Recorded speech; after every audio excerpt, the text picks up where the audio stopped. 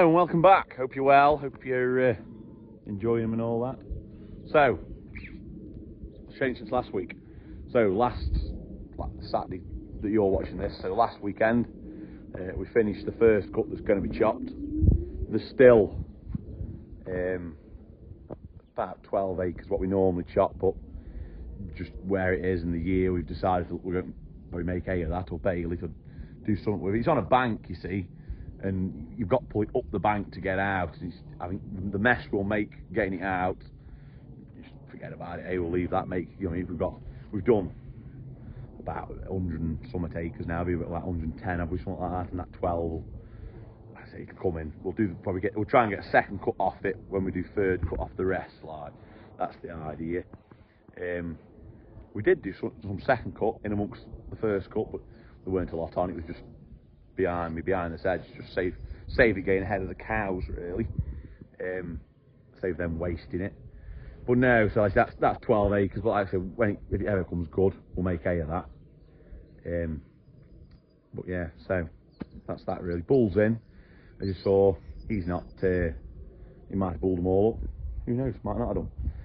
See, fertiliser's on, muck's on, so we are heading towards second cut now, at full tilt. No, so that's that. But anyway, so this week's job, or first job of today, is got to put my electric fence up some cows down here. So we'll get on with that, eh? Catch you in a sec.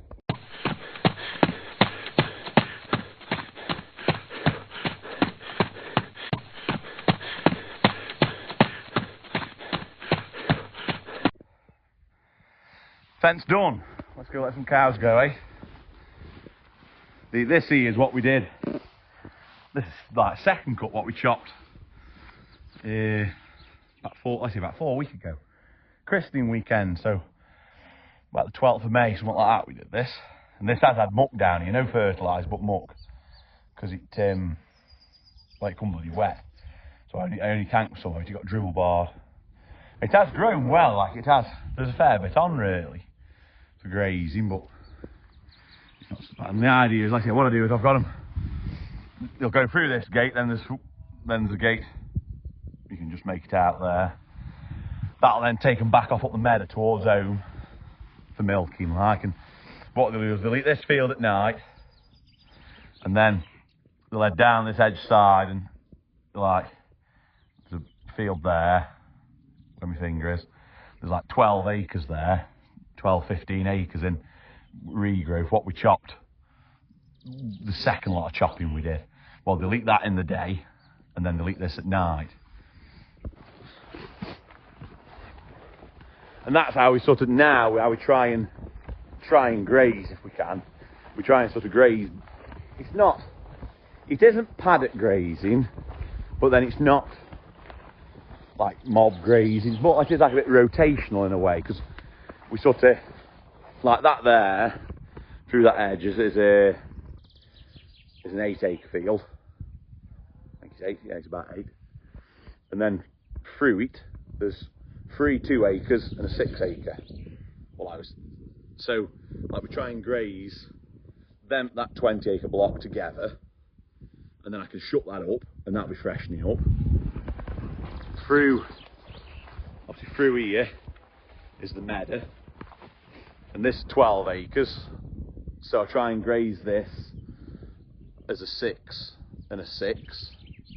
I will strip graze it to them, but we give it to them as 2 halves like that, and then like this 6 is freshening up for when they've at that 6. But the far 6 is grazed with a field at the top, which is 2 acres, so they get like that 8 acres as a block. And then it's very boring, this, I can assure you. And then obviously other side of that tree, that's as pasture, and that's 20 acres. That comes down there, and then it's here, and then it runs onto that green there. And that's let's say that's 20 acres.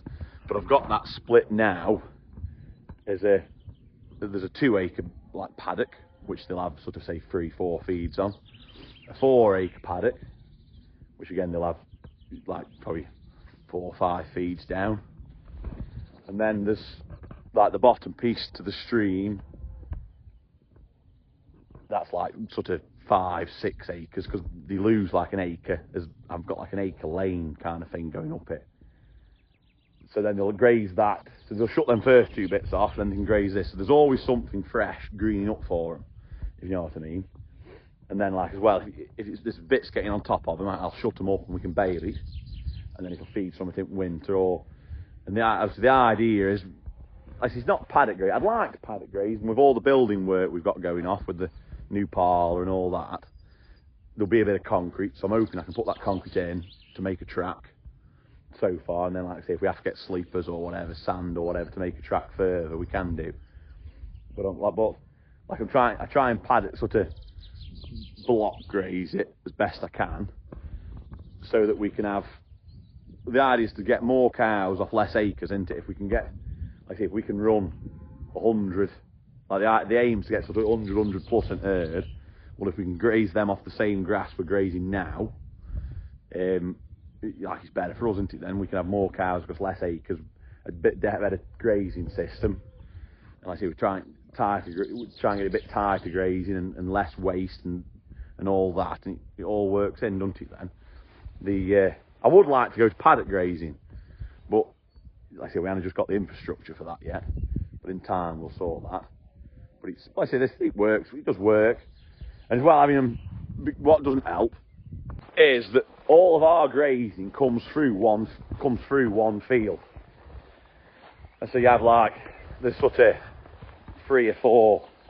There's 3 fields off that one field, but they have to come through that field to get to it. But then once they're past there, they can be split a bit into different ways, and that's why I try and graze it how I am doing. Then we aren't just mauling one field all the time. But I mean, you work with what you've got, and that's just what we're doing, isn't it? Anyway, right. We'll go more into detail at another time, eh? We're not boring too much on it today. But no, right. So we'll go let some cows go.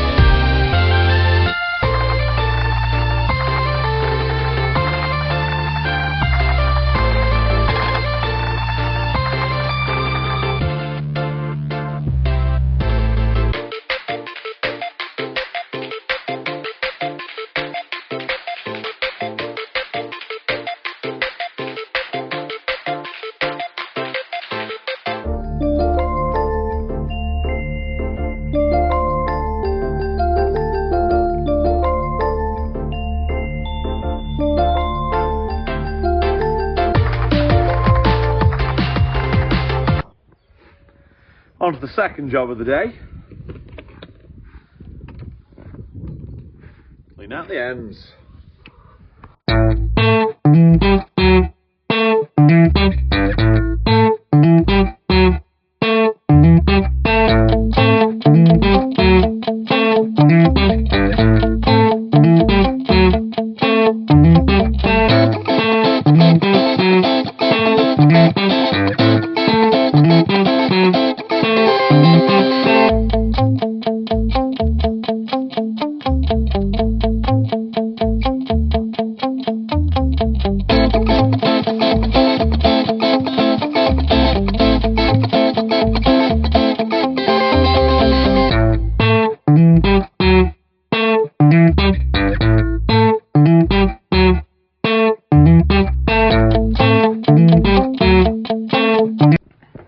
So, that's eggs collected for today. Mucked it out. I'll come across with water. I can't carry it all now. Future design changes will be some form of slatted floor in the next model, I feel. Because like this, I muck them out about every 5 days, something like that. And it's like, not too bad, but it's just a case of, if it was slats, it'd be a job less, wouldn't it? But now, so push them eggs under there, and when I bring water, I can gather that up. No, so it's all right. No, that's the eggs now are being sold in an honesty box at farm gate here and one up Weston at my brother's. Potentially there will be a third one going somewhere else. Just deciding where that's going to go yet. Well, when they start, we are shifting them pretty well. I say, my brothers are shifting them well. We're shifting them well at the gate, really. They are doing all right. But there is future developments with the one at the gate. Going to be at some point, potentially, we'll get into it on a different video. It's going to be something a bit different than what will come there yet. But no, let's carry on with a bit more work, eh? So let's go off on his rounds, this morning and just check cows and check sheep and stuff. I said, there's not, the weather's pretty crap still, isn't it? So it's still a bit damp. Still got some ploughing to get to and shed building, but we'll have to do that when it dries a little bit. So no, we'll head off up and go around and check some cows, eh? First port to call is the Texel lambs. Reel up the good lambing, really. Well, now come down, give them some creep, and hopefully they'll be all. Everything should be alright.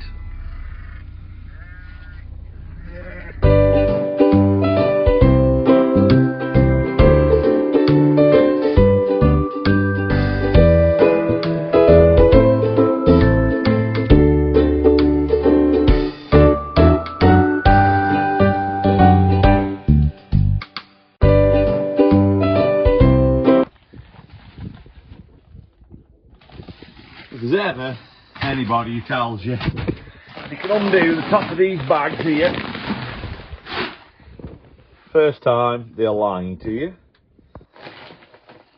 No, they always say fine. There's a loose end, it's ever so easy to find. It's not. It's a myth. It's not that end.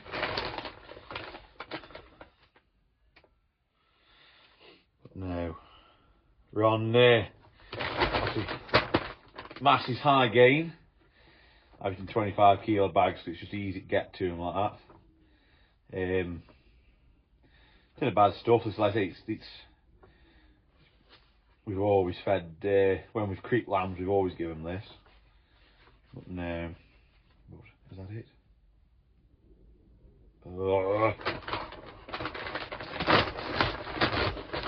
That's the easiest way.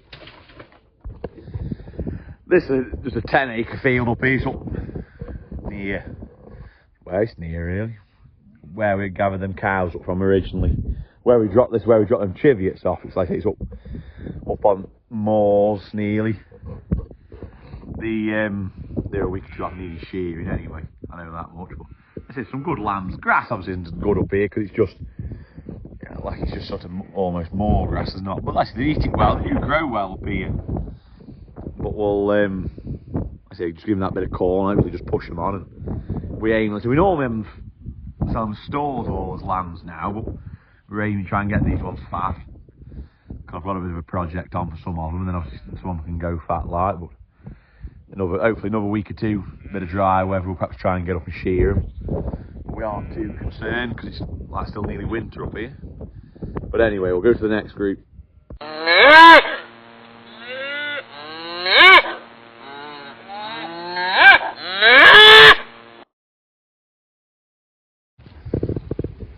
Nice mix of sort of young stores in this group.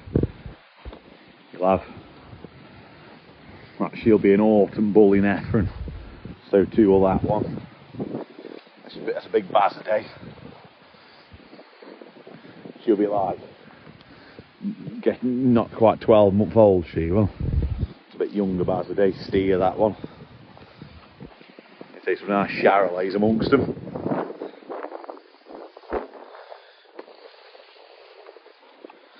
Holstein heifer. It'll be a Bazadeh and a Bazadeh, and that's the Holstein heifer.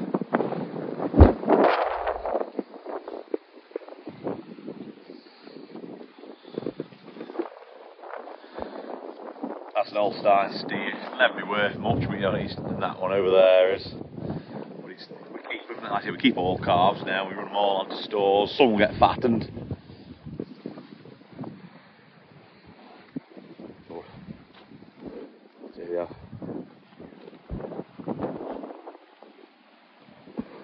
Right, on to the next group. I have tried to paddock graze this group a bit, just move them, because like there's 8 fields you can go in, so I've been trying to move them around the 8 fields a bit, but a group of the fields have got ahead of them now, so I've had to shut them up, and then this side isn't just growing as quick, so I think they just managed to keep on top of the other 5 fields pretty well at the minute. But no, anyway, we'll let down some more. Another group. These are a lot younger things. Obviously, that's a big and calf heifer, and so too is that red. There is a Jersey somewhere running amongst them. Don't know which one the Jersey is. That one there is the Jersey. That was the end of the Charolais, but the rest of them are all Angus's. That little shapy that little shapy one there, that's a Bazadei out of Monty. Well, these are all, like the little ones here will all be sort of Christmas born, January born. So these are all like 5-6 month old. These are the youngest to be weaned off milk. Not the youngest, like the youngest group we've got out. They only got a lot of grass because we chopped this year, where we got a trailer stuck. But like women being young, as they get used to eating the grass properly, what have you, the grass will grow and they should be fine. We just give them a bit more space and let them run around. So the point that's keeping them inside, mucking them out and stuff when they can come out, isn't it? So there they are. Right, we'll go to the final group of young things to look at. Just walking down to the final group. We'll look at today anyway. And just walking through a meadow that we rent, but it's on a stewardship and can't mow it till 15th of July. I see some nice. You've got your flowers and got all that, didn't you like? Hopefully if the weather's fit, it'll make a nice bit of hay, but that's just a case, isn't it, if the weather's fit. I say there's good diverse, lot of plants and stuff in it, and obviously it never comes back as well, does it, second cut, but I think this sort of grass does make nice hay, doesn't it? But again, it's about if your weather's there, and anyway, head down to these cows.